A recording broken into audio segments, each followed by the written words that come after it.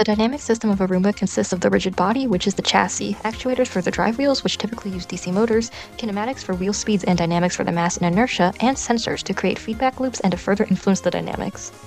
A typical Roomba is usually about 5 to 6 pounds, and it's usually a small cylinder that's 13 by 13 by 3 inches.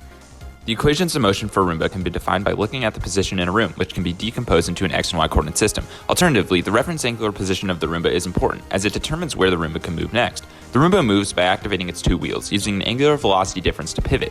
The equations of motion can be derived from basic kinematic principles and geometrical relations. The equation shown describes the Roomba's motion as a function of the left and right wheel angular velocities.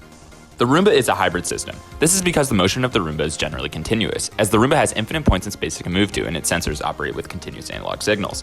However, the Roomba features discrete behavior whenever the system is disrupted by a wall or other obstacles, as the control system needs to abruptly adjust course. Moreover, the internal computation in the Roomba functions off an analog to digital converter, which discretizes all inputs. The Roomba has a body frame which is centered on the Roomba and is used to represent actuation forces and simple wheel kinematics. It also has an inertial frame which is used for determining global position.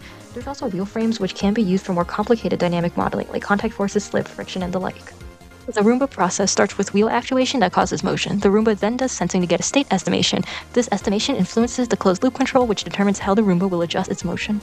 There are three sensors on a Roomba: the cliff sensor, the bumper sensor, and the dirt detect sensor. The cliff sensor uses an infrared receiver and transmitter to measure the time it takes to send and receive a light beam. The time is used to determine the distance from the floor. When this distance is too large, an electrical signal is sent to the Roomba's processor, which then sends a signal to the wheel motor to stop and change direction.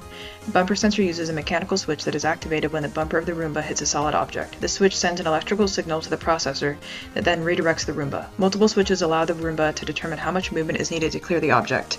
The dirt detect sensor uses a piezoelectric sensor that, when hit with dirt, sends a signal to the processor, which activates the dirt detect feature that directs the Roomba to clean the area again. Signals are then sent to the wheel motors to move accordingly. One feedback loop is wall hit detection, which is a reactive negative feedback loop. When the Roomba makes contact with the wall, the Roomba reads the location of the impact. It changes direction and continues to move. The loop continues until the Roomba runs out of battery, is full, or time is out.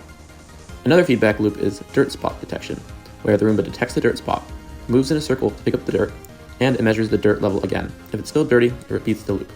The Roomba operates using a proportional derivative, or PD controller. It is both a feed-forward and feedback system, meaning it uses error derivative to account for predicted error. PD controllers are used in a lot of robotics applications, and in the case of the Roomba, the control law does not need to be super precise.